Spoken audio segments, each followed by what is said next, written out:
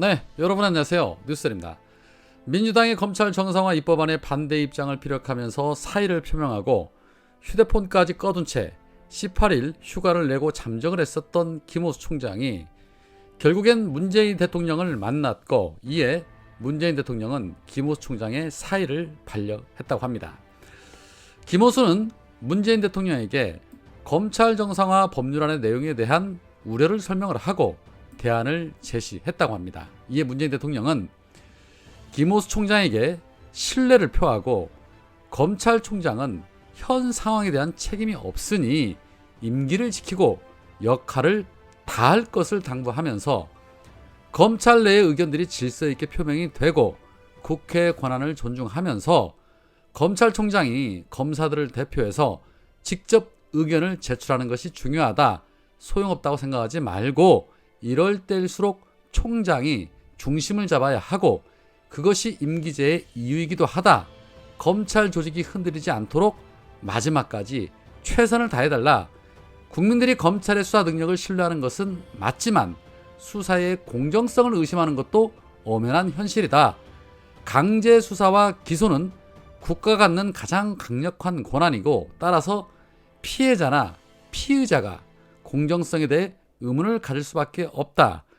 과거 역사를 보더라도 검찰 수사가 항상 공정했다고 말할 수 없고, 그렇기 때문에 법제화와 제도화의 필요성이 대두되는 것이다.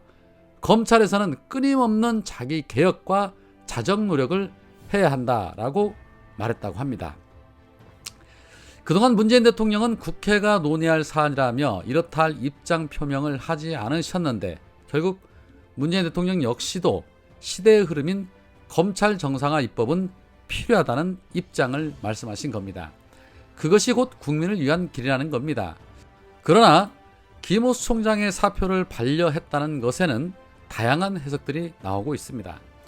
이러한 모습이 대통령의 품격이다라는 긍정적인 해석을 내놓는 분들도 계시고, 윤석열도 최재형도 책임을 물을 수 있을 때 책임을 묻지 않았던 결과는 바로 배신이었고 뒤통수를 맞은 결과였는데 또 김호수까지 믿어주다니 라며 부정적인 해석을 내놓는 분들도 계셨습니다.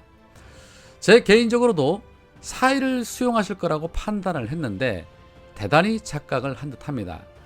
문재인 대통령이 반려한 깊은 뜻까지는 헤아리지 못하지만 아마도 김호수의 사표를 수용을 하게 되면 검찰 정상화에 집단 반발하는 검찰의 집단 이기주의를 사실상 인정해주는 결과이기 때문에 그러한 부분을 염두에 두신 게 아닌가 하는 생각도 들고, 또 한편으로는 네가 인사청문회에서 국민에게 약속한 대로 검찰개혁에 대해서 마무리 잘 해라 라는 재차 명령을 내린 것이 아닌가 하는 생각이 듭니다.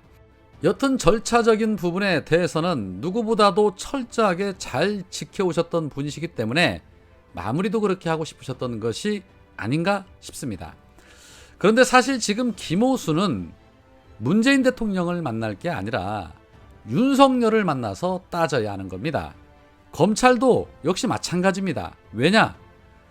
윤석열이 총장으로 있었던 지난 2년 동안 윤석열로 인해 검찰의 그동안의 만행이 너무나도 적나라하게 드러나 버렸기 때문입니다. 물론 그 이전에도 수없이 검찰의 만행이 있었지만 윤석열 때처럼 이렇게 대놓고 만행을 저질렀던 적은 없었기 때문이죠.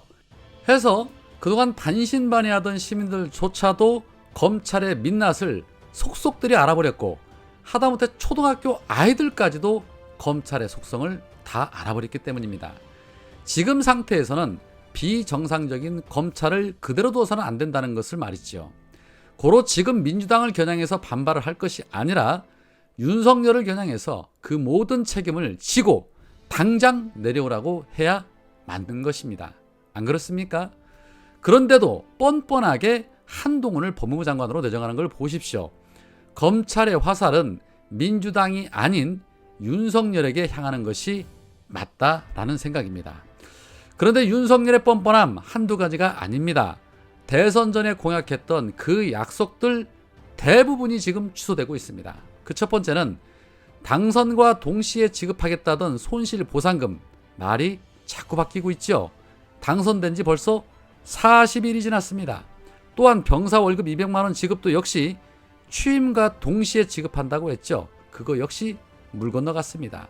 또한 군림하는 청와대 참모 조직을 뜯어고치겠다면서 수석 비서관 폐지를 약속했지만 민정수석만 없애고 나머지 수석 비서관 제도는 유지를 한답니다.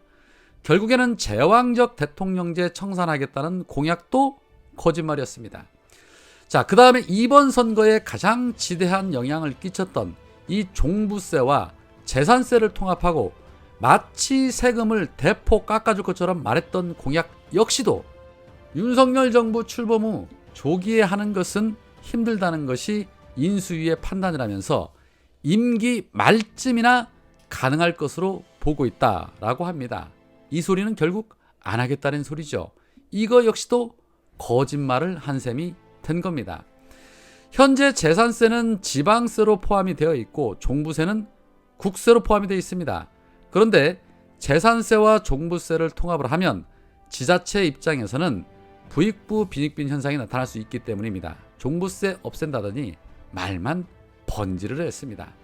결국 이런 조사들도 제대로 안 해보고 무조건 표를 구걸하기 위해서 막 내지른 겁니다.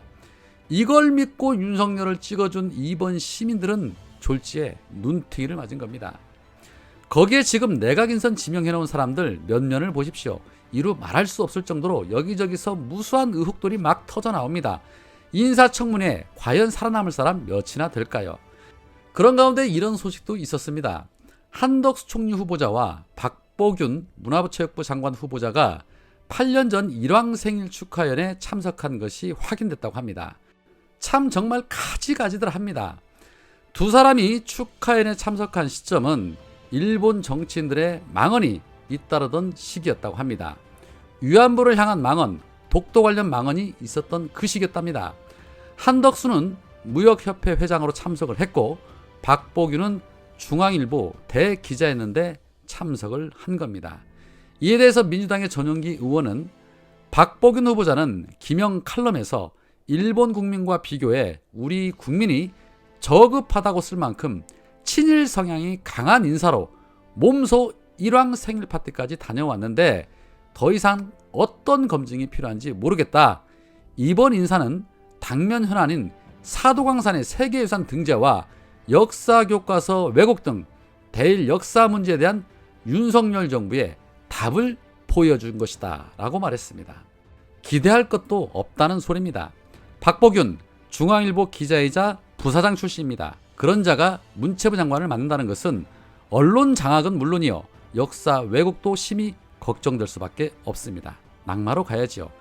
이런 자들을 장관 후보로 지명해 놓은 윤석열은 또 어떻습니까? 일본에서는 방사능 유출한 적 없다면서 일본인보다 더 일본을 두둔하지 않습니까? 윤석열은 첫 번째 해외 순방으로 일본을 계획하고 있습니다. 앞으로 참 걱정입니다. 거기에 가장 논란이 많은 정호영은 또 어떻습니까? 정호영 문제가 심각한 상태에 이르자 어제 의대 교수 일동이 병원장이 자녀 입시 사실을 모를 리 없다. 전수조사를 실시해야 한다라는 성명서를 냈습니다. 당선된 지 겨우 40일 지났을 뿐인데 느낌상으로는 벌써 한 3년은 지난 것 같이 무지무지 길게 느껴집니다. 친구를 보면 그 사람을 알 수 있다. 주변 인물을 보면 그 사람을 알 수 있다. 더 이상 무슨 말이 필요하겠습니까? 오늘은 여기까지입니다. 고맙습니다.